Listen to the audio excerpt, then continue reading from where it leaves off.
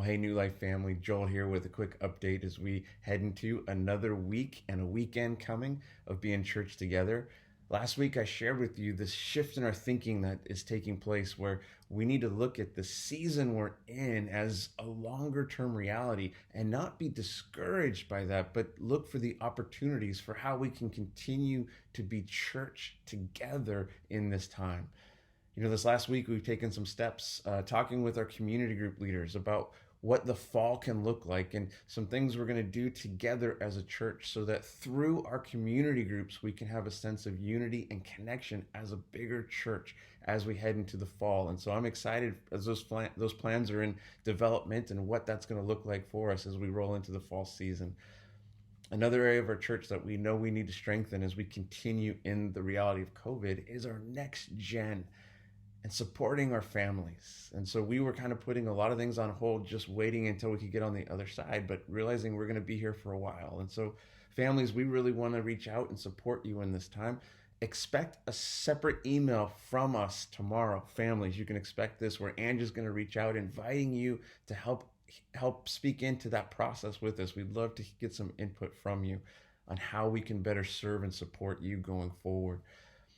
But as we continue in this time, I was so encouraged taking part in the Global Leadership Summit, taking that in online over the last couple of days. And what was encouraging for me, a couple of things that were coming from that. Number one, nobody knows how to lead in a time like this. And yet Jesus isn't shaken and he knows what is coming and what is there. We will continue to press into him and ask him to lead us.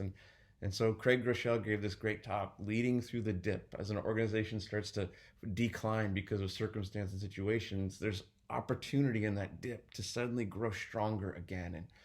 And I think God has great things in store for us as a church, even in this time, and we're going to see him move through us. And so I just want to encourage you, keep praying and supporting your leaders and keep leaning into who we're being as a church as we navigate this season together. God's not shaken. He's got great things for us. And so I'm excited for what's to come, even as challenging as it is.